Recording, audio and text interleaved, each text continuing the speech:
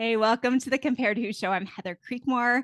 I'm glad you're joining us today. We're going to have an incredible conversation on the topic of fantasy and how comparison relates to fantasy and all kinds of good stuff is ahead for you today. So thanks for watching or listening. Today, my guest is my friend Travis Stewart. Let me tell you just a little bit about Travis.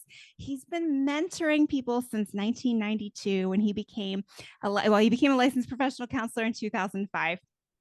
His approach is both relational and creative, and he's been working in this field of body image issues, eating disorders, all the things that we talk about on this show for a number of years. He was one of the visionaries behind the Hungry for Hope conference that Finding Balance, our friends over there, started hosting a number of years ago. He's a graduate of the University of Nebraska with a degree in advertising. You need to shout, "Go Huskers!" Is that what they are? Go Big Red. Go Big Red. Big Red. Okay. Oh, I'm not good with my college rallies, but he's got a Master of Arts in Counseling, a Master of Arts in Theological Studies, both from Covenant Seminary, where he is employed now, and he's a licensed professional counselor in the state of Missouri.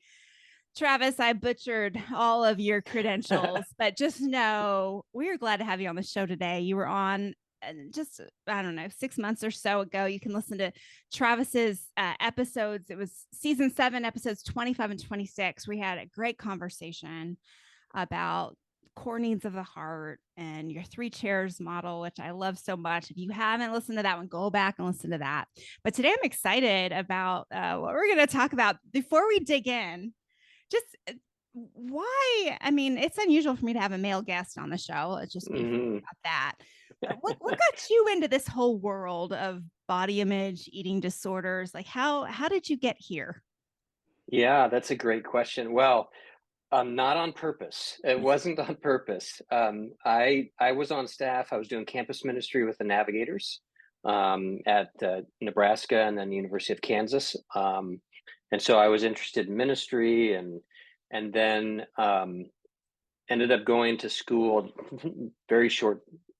I'll cut out a lot of the story. Ended up going to school to get a counseling degree. I thought I'd go back and continue campus ministry. So I wasn't necessarily looking to be a full-time counselor, but God had other plans. And so after graduation, we looked at moving to Phoenix, where my wife's family was, and a friend was working at a treatment center, Remuda Ranch, for eating disorders. And my wife said, "What would you think about a job there?" And I was like, "Nope, not interested." Yeah. Wasn't interested, but God led, and I had I think a 3-year-old and a 5-year-old, and I was like, having a job is a good thing, so decided to interview, and that's what got my foot in the door. And so, what was interesting about the work at Remuda Ranch, at the time we treated females only, Okay. and they had therapists who did body image work, but they wouldn't have a male therapist do specifically body image work. They would have just female for reasons of trauma and sexuality and comfort and all that.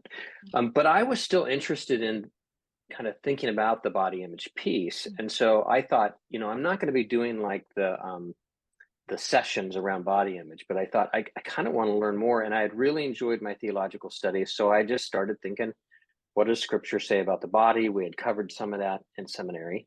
And so I just went back to that and I just started thinking about that. How does this apply to what I'm hearing and talking? And so that's kind of how this area of interest in body image grew.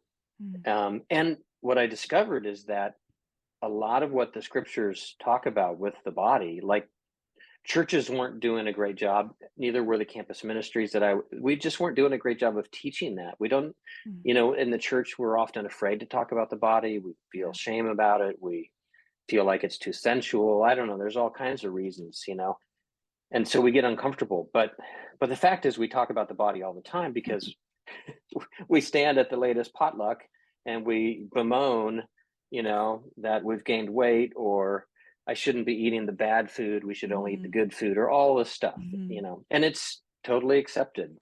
It's sort of one of those dysfunctions that we sort of readily accept among, believers. And so it's just an area of interest that's grown over time. Yeah. Oh, that's awesome. Well, We're glad to have you and your voice doing this work. So last time we were What? on, like I mentioned, Yeah, go ahead. episodes 25 and 26, we talked about core needs of the heart. Yeah. And I think this touched a lot of my listeners. They were really struck by this. Before we dig into our good stuff for today, which I think was going to reflect back on some of this, can we just go through those again, Travis? Would Yeah. that be okay to Yeah. review those? Absolutely. And this comes from Mark and Debbie Laser. They wrote a book called Seven Desires of the Heart. I believe I'm saying that right. And so they've identified 7 core desires, things we long for. So, you might think about attachment theory if you have some clinically oriented people in your audience.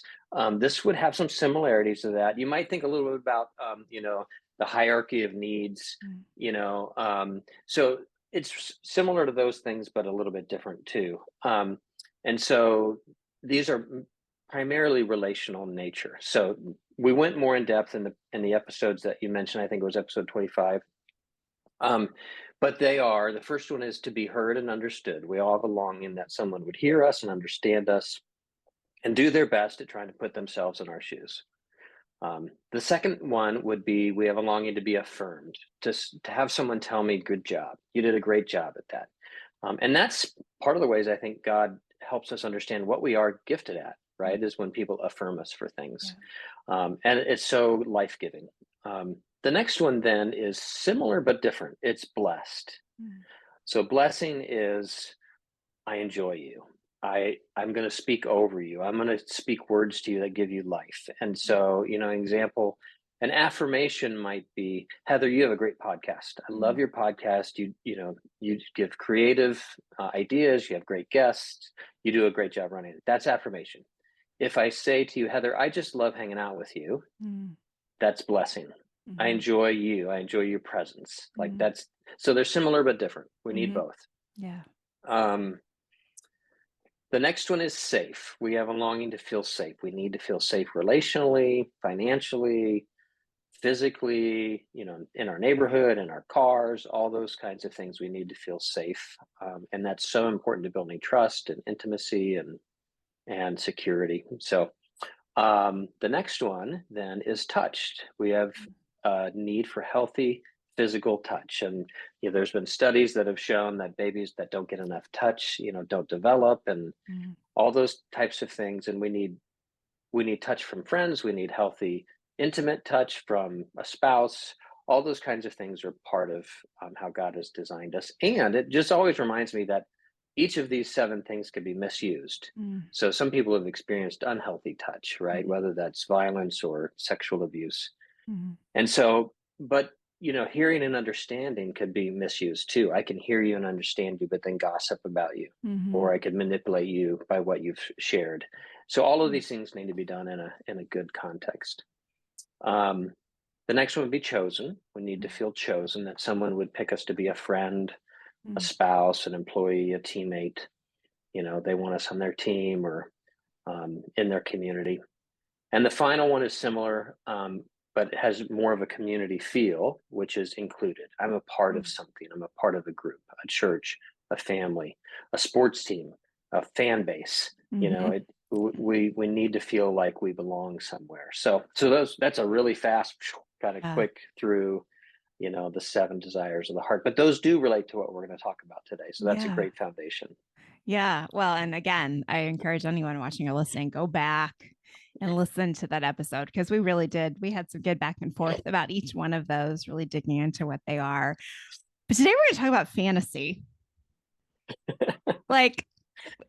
So we went back and forth, like, well, what can we talk about? What's another good episode that would, what's great content we could discuss? And you mentioned fantasy, and you've got a study out there, I think, that was quite interesting to reference. Is that where we start, Travis? We start with the study? I think so. Fantasy is an interesting subject. So many times, like, we put baggage with the word fantasy. We think of it as sexual in a negative sense, or we think of it as living in a fantasy world. But there's some beautiful things about fantasy. I think creativity comes about fantasy. Like we start to dream about what could be. There's wonderful, and I think fantasy or imagination is a God-given gift. And we can also understand ourselves a lot better through it, and we'll dive into that. But yeah, this was interesting to me. I don't remember how I came across this study, but in 2009, some Australian researchers at Flinders University, I had to look that up. I was like, where is Flinders? It's a real place. Right, yeah. So, right, it sounds like a fake university. Yeah, so it's in Australia, Flinders University. They've done a lot of research around how does seeing the thin ideal, the images we see in media, affect people who see those. And so they did some research. Well, they did a really interesting project one time where they gave, I think it was primarily with women or all women in this study. And they had them sitting down in front of images that you would typically see in magazines. Or as I read it, I'm like, gosh, does anybody buy magazines anymore? Not as much, but advertising, social media would probably fit. And they wanted to see how that affected people, but they gave them specific assignments. They told one group, when they looked at the magazine's images, to compare themselves to the models in the images. And then they asked them questions about how did they feel about themselves, how was their body image, how was their mood, all those kinds of things after comparing themselves. They gave another group the instructions to fantasize that they were like the models in the images, right? And so that could be their bodies were like the models, or it might be, other things, like the model might be driving in a nice car or something like that, right? So, but it was just sort of like fantasize that you are in that setting or like that person. So in some ways, the results aren't that surprising if you stop and think about it. But so the two behaviors had different outcomes. Comparison led to a decline in body image satisfaction, right? Whenever the group that was told to compare, they walked away with poor body image. Their mood wasn't necessarily worse, but their body image for sure was worse, right? So that's something that your audience knows. You spend time comparing yourself to other people who, quote, fit the ideal, right? And if you don't perceive yourself fitting the ideal, well, then you put value in that ideal, right? You're going to walk away feeling worse about your body. What's happened with the others, those who fantasized about being it like that body or in that situation in the ad, what they found was their body image didn't necessarily get worse, but their mood improved. So fantasy actually improved their mood. If I was like that person, if I had that body, they walked away from the experience with an increased mood, a positive mood. So you start to have to ask questions. Well, what's going on? And here's my summary. It'd be interesting to talk to the researchers, of course, but I think basically it's not just that I want to have the body of the model in the image. It's I want what I think having that body will give me. Yeah. Right. So it's not just that I want a flat stomach or thinner thighs or toned arms. It's what I think I will feel and experience because of that. Right? Yeah. Does that resonate? I'm curious. Absolutely. Some of your thoughts. Yeah. So I do an exercise with clients called the ideal image exercise, where I have them, and it was a counselor had given me this exercise before, where he was like, well, what are you supposed to look like? And I was like, well, that's a good question. And I really thought that this image only existed in my head. But when he kind of forced me to figure out what that image was supposed to be, I found one. And so I do this exercise with my clients now.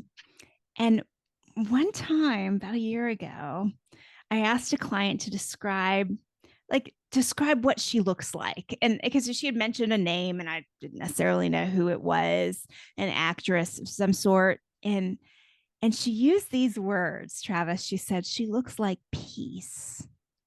And I was like, she's, like peace, like should Jesus, like what? But it was so startling, but so just so authentic, right? Because I think that is part of the fantasy, right? Is that Yep. if I had that, then I would have, maybe everything else in the Peace. picture, but peace. Right.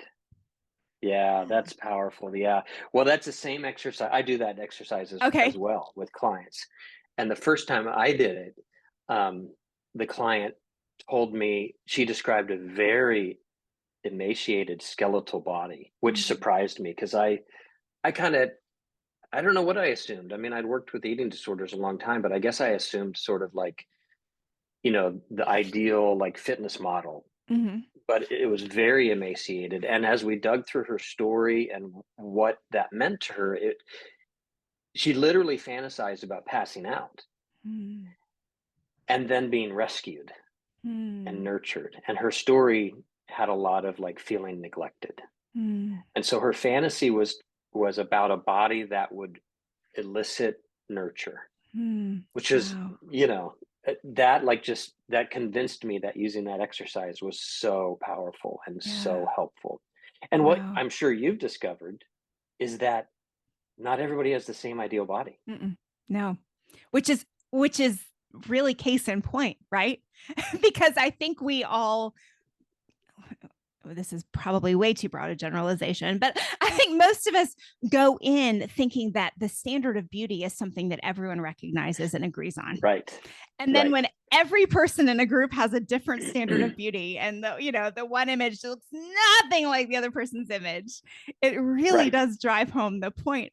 What? Wait a second. Well, it drives home 2 points for me. One Okay. is maybe we shouldn't have a standard of beauty that's like, and two is and this is what we'll unpack. Everybody's ideal is different because their story is different, Mhm. and what they think that body will give them is different. Yeah. Right? Yeah. So what the woman who wanted the skeletal body was looking for would not have been achieved through a healthy fitness model Right. body, Right. right?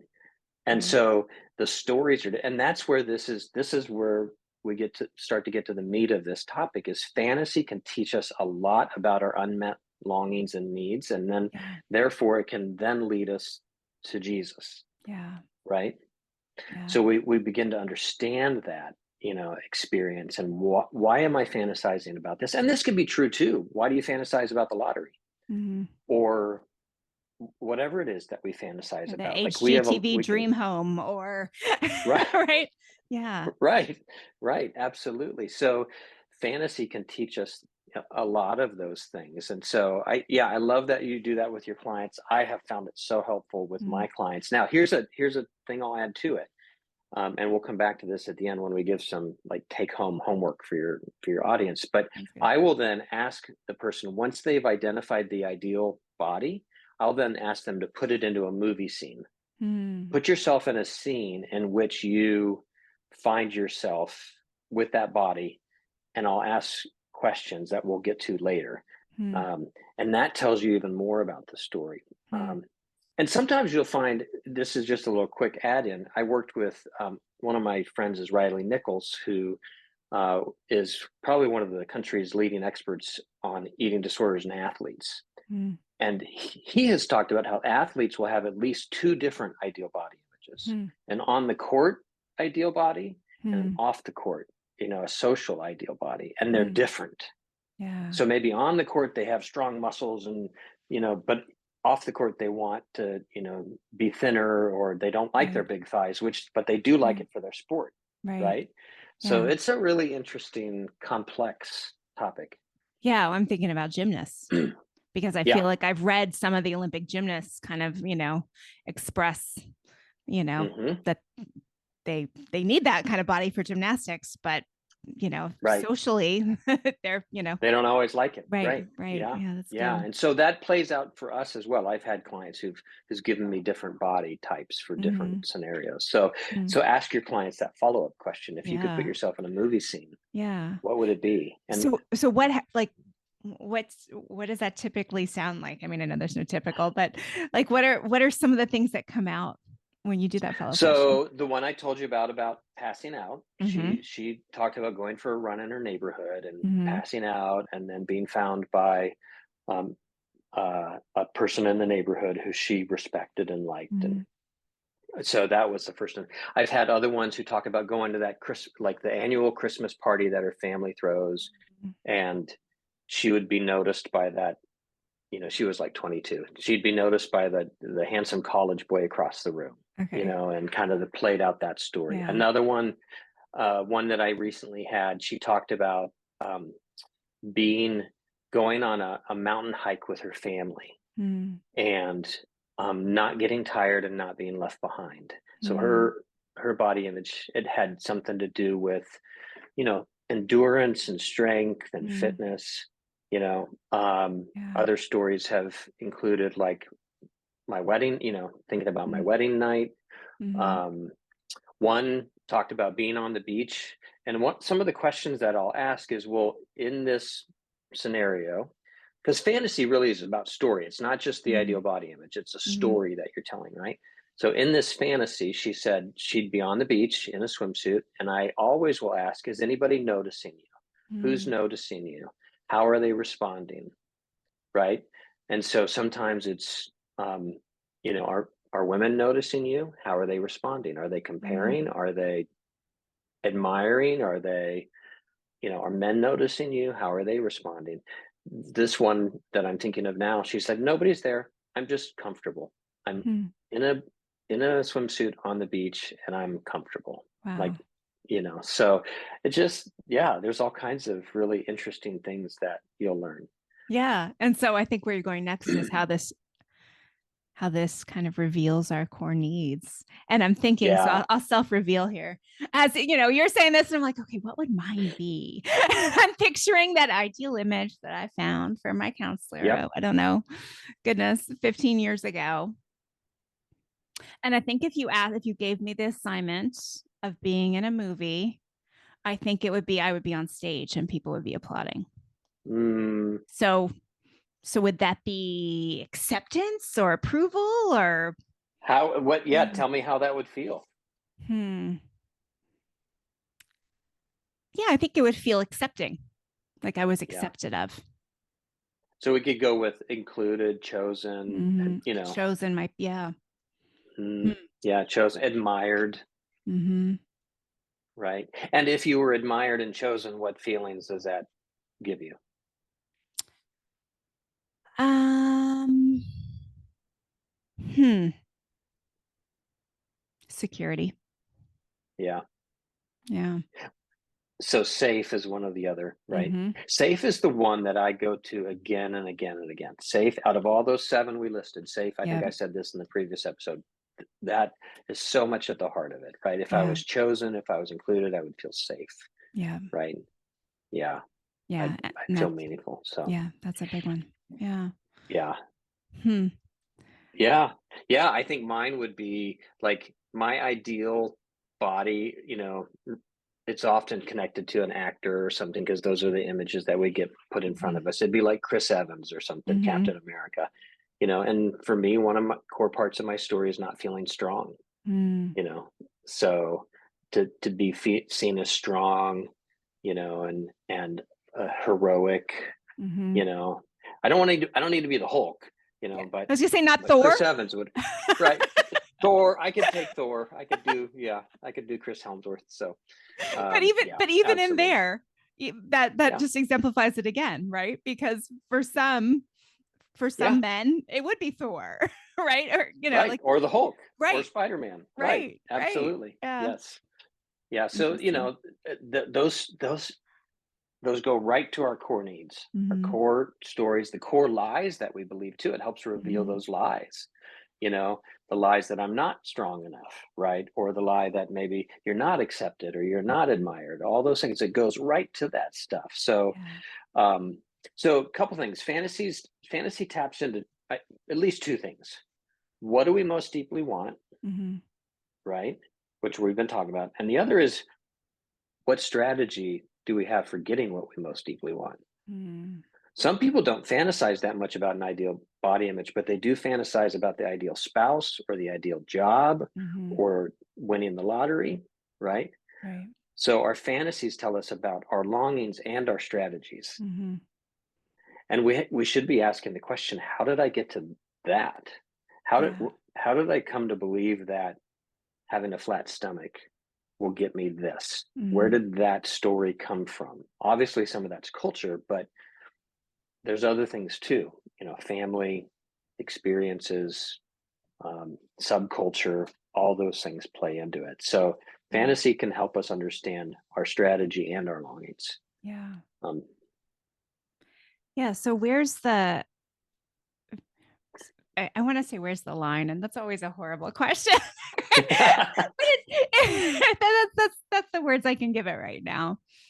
Because like I totally agree with you that kind of being able to go through this ideal image exercise and take you to the next step with your movie, like seeing what is going on in our fantasy lives can reveal things for sure. yeah, But where's the line of casting down imaginations, to use the King James, yeah, like at what point does it become like dangerous?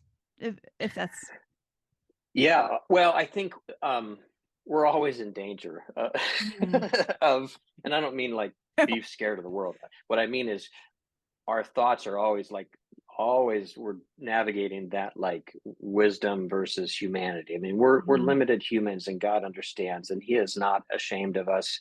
He's not embarrassed of our Mhm. fantasies. He's not judging us. He's not shaking a finger at us. Um, and so I you're referring to, the idea that comes in Second Corinthians 10 of take your thoughts captive, right? Mhm. How do we cast down those things? How do we do that? And so I love the idea um, that comes from the idea. So let's look at that phrase, take your thoughts captive, Mhm. right?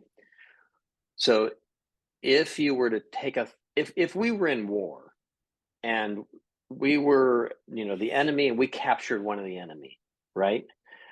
What would we do with the enemy? What would we do with them? Well, we'd probably interrogate them, ask them some questions. Mhm. Like, they're the enemy, they're trying to defeat Mhm. us. And unfortunately, too many Christians, when we hear that phrase, take your thoughts captive, what we think it means is stop thinking about it. Mhm. Don't think about that anymore. Like, Mhm. just shut down and somehow ignore Mhm. this powerful thought you just had. Mhm. But I think again, it was Mark Laser who said, in fact, we should interrogate our thoughts. If we've Mhm. taken them captive, we should move towards them, move Mhm. towards the fantasy, not in the sense of indulging the fantasy, Mhm. but in the sense of understanding it. Okay. So when those thoughts come and you catch yourself fantasizing about, you know, winning the lottery or losing weight or whatever the thing might be, it first is to notice it and go, oh, okay. Um, I'm my mind is going to this place that feels powerful and compelling. And if it keeps going to that place, I Mhm. may end up making some decisions around food or money or sex or Mhm. whatever that leads me into unhealthy consequences, right? So I need to interrupt that cycle. Mhm. But instead of just shutting it off and trying to focus on something else, let me take a moment and reflect on what it's teaching me, right? And so, two questions you can ask yourself with a fantasy. Um, what am I running from? Okay. And what am I running to? Mm.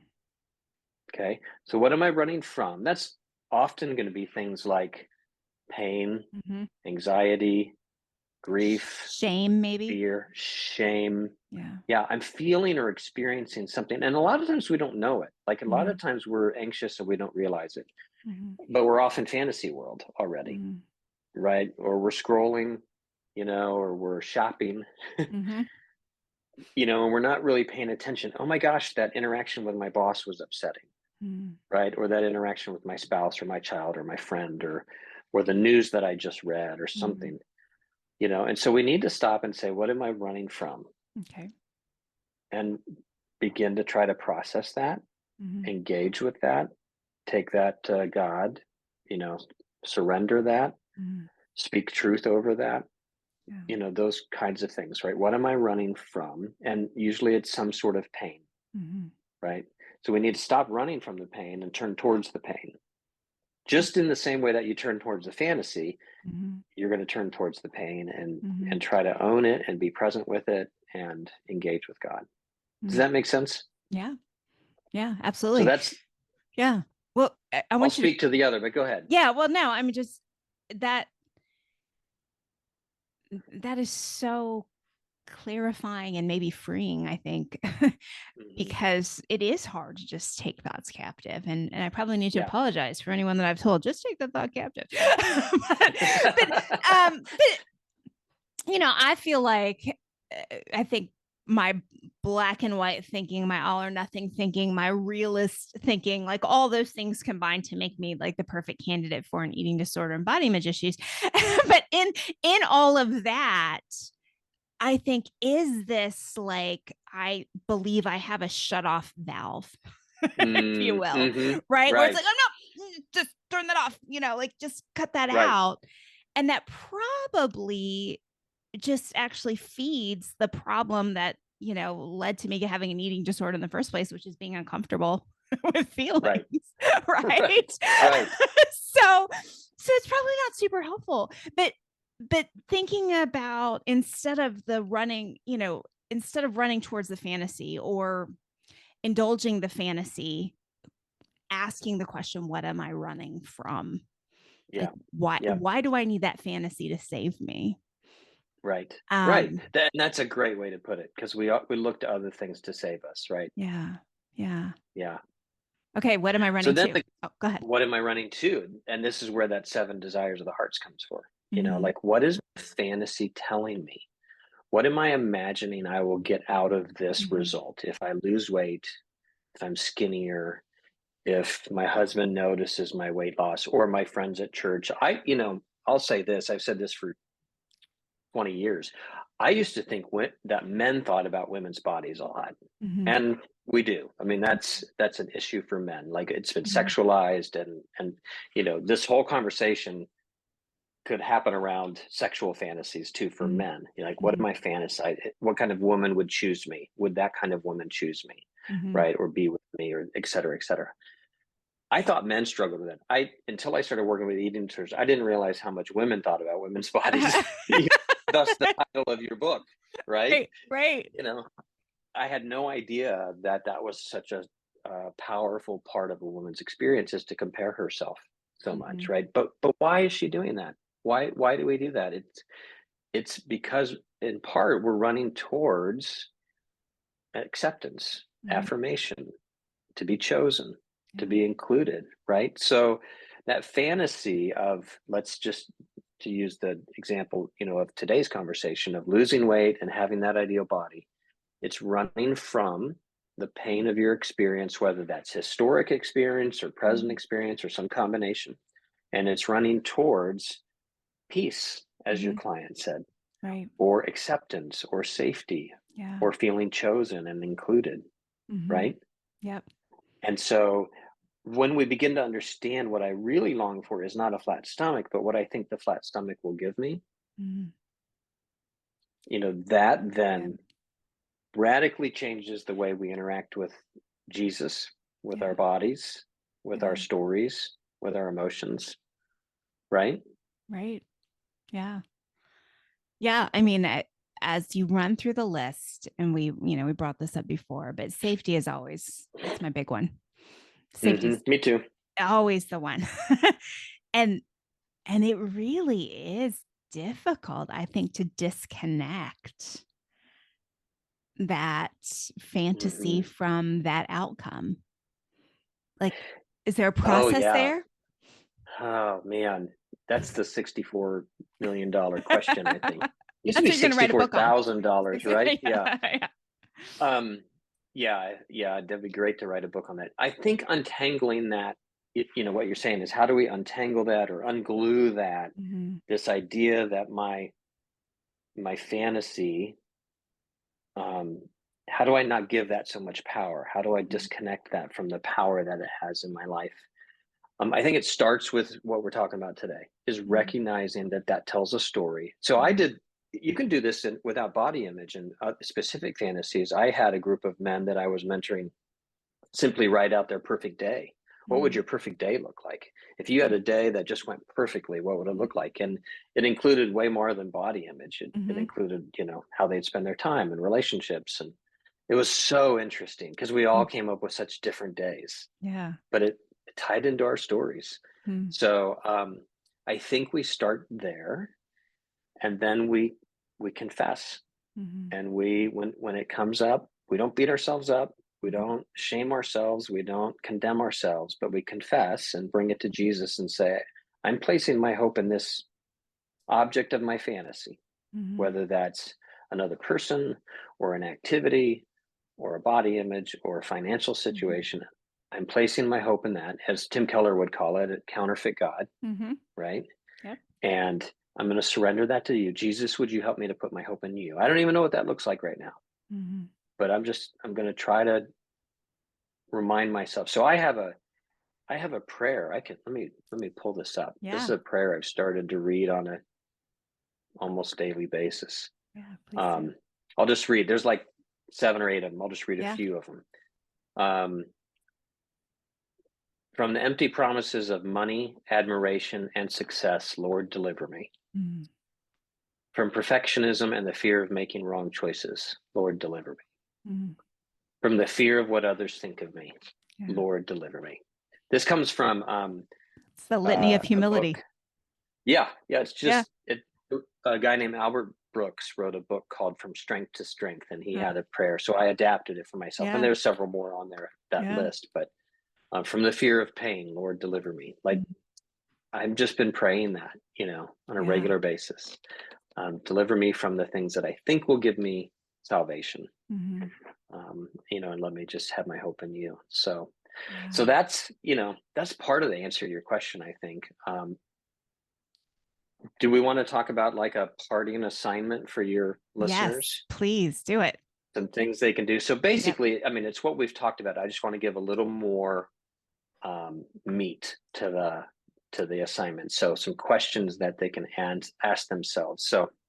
Um, so I've written some of these things down. So I'll just read this to you. Um, Describe your ideal body. What does it look like? Feel like? Be specific. And as you probably did with your clients, head to toe. Like we're Mhm. going to go from hair to toenails, right? Um, Ask yourself questions about why do certain things matter and other things don't. Mhm.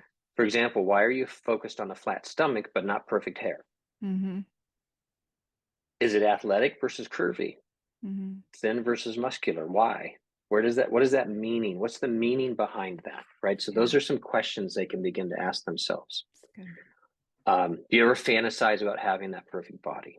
Mhm. Imagine a movie scene with your perfect body. What scene would you create? Who would be in it? Who would notice you? Men, women, anyone? No one?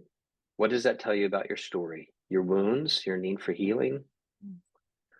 Write out the perfect day. What would this look like? What would you do? Not do? Who would you spend it with? What does that teach you about yourself and what you long for?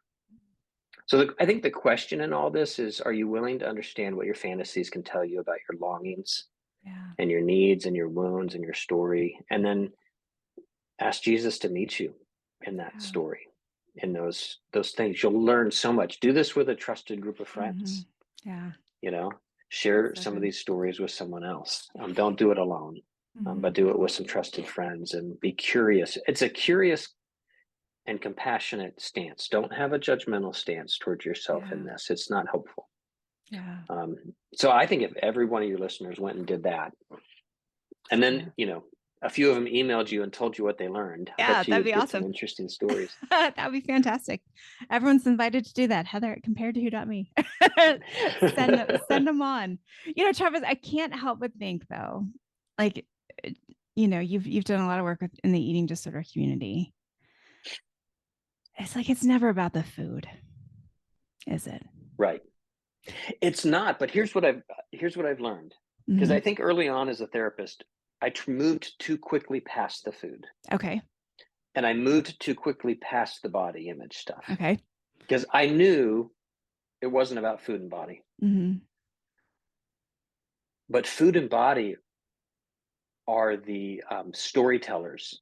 Mm. They tell us about what it is about. Mhm. If you skip over the food and body, then you miss so much of the story. Mm. So I would try to I think early on I would try to get clients to not talk about food and body, and I'd try to get them like, "Well, tell me really about your relationship with your mom." Mhm. Mhm. Well, number one, they wanted to talk about food and body. Yeah. That's what Yeah. brought them in, Yeah. right? And so they probably felt somewhat annoyed that I was Mhm. trying to move them past it. Mhm. And secondly, if we talk about food and body, we'll probably end up talking about mom anyway. So, Right. It's gonna take us there. right, right. Yeah. And Yeah. but it's so powerful to tell us about what it is about. So, Mhm. so it isn't about the food and body. It's about the deep longings of the heart. Yeah. Yeah. Well, I just as you said, perfect day. My thought was for someone with an ED background, even just a disordered background, perfect day always connotes like a perfect eating day, Right. right? Right. And so when you ask someone with that background to just think about their perfect day, it's like, well, and I'm using my air quotes here, like I've been good all day. I ate Right. exactly what I was supposed to eat that day, which isn't, it's not the outcome, right? It's not the end goal. The end goal is so I can have the fantasy body because I've been taught that, eating a certain way will get me the fantasy body. Yeah. And I've asked clients, if you followed all of the rules of your eating disorder, at the end of the day, how would you feel? Mm, And the most common answers I get are accomplished and that's what I was thinking. safe and powerful. Yeah. Yeah. Right. So it may result in the body looking a certain way. But I bet you if you asked about what would your perfect eating day be, you'd get a wide range of answers. Some Mm-hmm. people would like, I wouldn't have to eat at all. Mm, Food wouldn't be an issue. I wouldn't even have to eat. That would be yeah. some people's answers. And others would be like, I could eat it whatever I want. I wouldn't Mm-hmm. feel guilty and I wouldn't gain weight. Like Freedom. those are two different answers, right? Yeah. Yeah. Yeah. you know and so that's another great question that your Mm, listeners can ask. What would my perfect food day be? yeah. Right, That's and good. they'll learn. So it's so That's good. helpful to be curious about yourself and your story, because God's not afraid of your story. Mm-hmm. you know he's redeeming it and he's working through it, and he is right there in the midst of it. Yeah. Yeah. It's just final question. Yep. I love the word curious. Like I'm learning from all of you LPC types that word. Um, how can we feel safe while being curious? mm. Say more about that and then I'll answer it. I think it is scary for many Hmm. to question these things. Hmm. For some, it's that this this belief, this, let's use the word fantasy, has held so much power to free them for so long, right? Like, Hmm. I know if I could just get this, like that's, I mean, it is the winning the lottery, like the Right. body image version of winning the lottery. Like, I know that's where salvation is found, right? And obviously idolatry, all those things, but it's really scary to think about dismantling that, Hmm. right? Hmm. Because if it's not that, ooh, well, I don't have anything else. Like Right. that's what's on the Right. throne, right? And Right. and of course, as believers, like we know the God and Jesus answer, but that's not always compassionate, right? Like, Right. I mean, God is always compassionate, but just saying, oh, it needs to be Jesus, like just topple the idol, it needs to be Jesus, is there's something missing in there. The grace, I think, to understand how it got there, or Hmm. whatever whatever other words should be used to describe the experience that led to that core belief. um but yeah, I don't know, did that flesh Yeah. it out anymore? Well, I think yeah, it did. I think being curious is scary. To summarize in some of what you're saying, and I think what I'm hearing in my own experience, I think being curious can be scary because number one, it can lead us in areas of pain Mm, and shame, right? yeah. Like it might lead us back to memories or experiences that were painful. And Yeah. and that's just hard to feel, Hmm. and it's hard to go there. The truth is, if we're not engaging with that pain. It's playing out all the time anyways. Like, so, you know, we need to engage with the pain in an appropriate, healthy, and right pace kind of way. Yeah. In a way that we can also stay safe, right? And so, like, trauma therapists will always work with their clients to, like, okay, we're going to go into your story a little bit more, but before they end the session, they always get people back to a safe place. So you can do that too, right? You don't have to be a masochist in going to get your pain. But one of the reasons that it's curious is because we're afraid of the pain. The other, pain and shame. And then the other is, like, I think we've been taught in our American culture and then our American Christian culture is that, like, looking back or all of that is somehow sinful, right? Or complaining or stuck in the past or navel gazing or all that. It's like somehow we feel like it's wrong to be curious about our stories or to be curious about our fantasies. Like, that's wrong. Just, set your minds on things above, and we kind of throw out scriptures like that don't really, they're not in context and they're not helpful. And so I think that's why we're hesitant. So what I think is true, God fully knows our stories. He is not afraid of our stories. And he is not condemning of our stories, right? I mean, he calls sin, but he also took care of our sin. The gospel is all about him paying for the sin. So one of my favorite books of the last 3 or 4 years is Gentle and Lowly by Daniel Ortland. I read it. And it's just, it's such a beautiful picture. He's a graduate of the seminary where I work, so kudos to Covenant Seminary. But it's such a beautiful portrayal of Jesus being with us in our darkest and most painful and sinful stuck places, right? So I think reading something like that can help you become unafraid when he paints such a beautiful picture of the heart of Christ for us, not when we got our stuff together, right? But when it's such a biblical argument. I mean, it's a solidly biblical argument that he makes for Jesus meeting us in our darkest places. And so I think that gives us courage to be curious. Yeah. Right. And so I think, remind ourselves of the heart of Christ, that he is for us and with us. Our sin is not too much. Our fantasies are not too much. It also helps to have friends who aren't afraid to hear your fantasies. I've got a couple friends I can call them up and go, can I tell you about, the thoughts I was just having, or this part of my story that I've never told anyone. And I know they're not going to judge me. So we need people like that too. Yeah, that's good. And I remember something you said the last time we spoke was that shame is healed through community. Yeah. Like that. That's right. Yep. Yeah. So keeping it all inside, fantasy or not, keeping it all inside does not help overcome that shame that we feel. Around the fantasy. Yeah, that's good. Travis, thanks so much for being on the show today. Truly appreciate you being here. Are you running any groups? Is there any way people should connect with you? I am running a group right now, but I don't have any openings at the moment. People can always reach out. They can go to my website, wtravisstewart.com. Or they can use some of the resources I've created. Urge911.com is a resource that can help people who have urges for any kind of compulsive behavior, can be helpful. And then reflectiveprayer.com is a guided meditation.